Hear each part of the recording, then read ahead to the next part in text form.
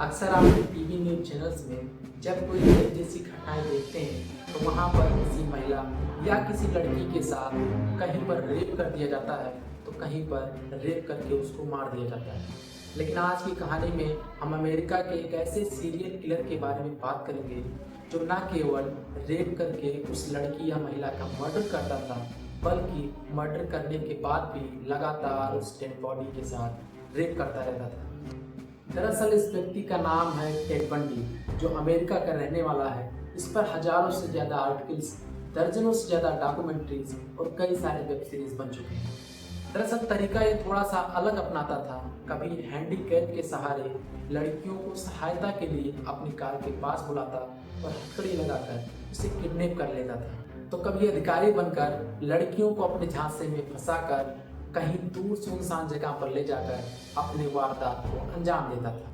उसकी सबसे घिनौनी हरकत तो ये थी कि जिस जगह पर वो डेड बॉडी को फेंक आता था वहाँ पर वो बार बार जाता रहता था और उस डेड बॉडी के साथ रेप करता रहता था जब तक कि जंगली जानवर उसको खाकर खत्म न कर दे। बाद में उसने अधिकारियों के सामने ये बात एडमिट की कि उसने 1973 से लेकर 1978 के बीच में उसने California, Oregon, Washington, Idaho, Utah, Colorado और फ्लोरिडा में करीबन 30 मर्डर व रेप किए थे।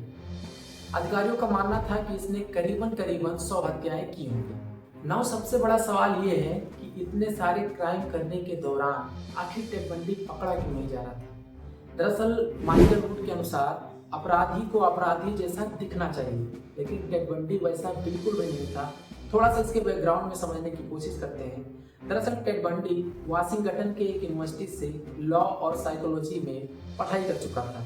उसको ये बात अच्छे से पता थी कि लोगों का साइकोलॉजी कैसे काम करता है। उसको नियम कानून भी बहुत अच्छे से पता था। साथ ही साथ वह रिपब्लिक पार्टी के अध्यक्ष के सहायक के रूप में काम कर चुका था। हैरानी की बात तो ये है कि टेड बंडी जो लगातार इतनी सारी रेप व हत्याएं कर रहा था, इससे पहले 1974 में वह सिएटल अपराध रोकथाम सलाहकार का निदेशक भी रह चुका था। यहाँ तक कि रेप जैसी घटनाओं को रोकने के लिए उसके द्वारा एक पैम्फलेट भी लिखा जा चुका था। बाद में टेड बंडी के जेल जाने व वहाँ से भागने के कुछ अजीबोगरीब किस्से हैं।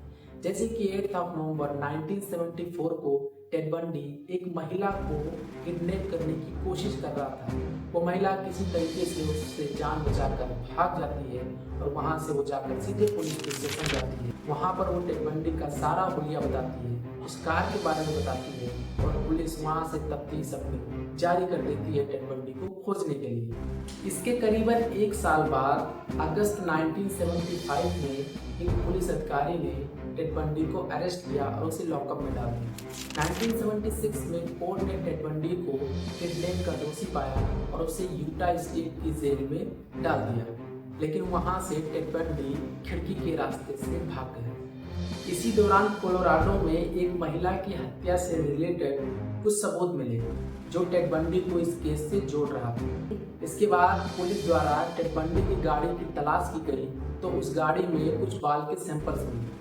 जब उस सैंपल्स को मैच किया गया तो पाया गया कि ये सैंपल उसी महिला का है जिसकी हत्या कोलोराडो में हुई थी। इसके बाद टेड बंडी को इस हत्या का दोषी पाया गया और इसे यूटा से कोलोराडो के स्पेन जेल में ट्रांसफर कर दिया गया, क्योंकि टेड बंडी ने ये डिसाइड किया कि वो अपना केस खुद लड़ेगा।